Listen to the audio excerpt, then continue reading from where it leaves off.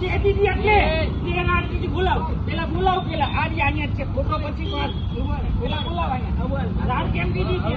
અરે નહીં ખુલ્લું નહીં રાડ કેમ દીધી છે તું અહીંયા આવે ભાઈ ધક્કા મારે ધક્કા મારે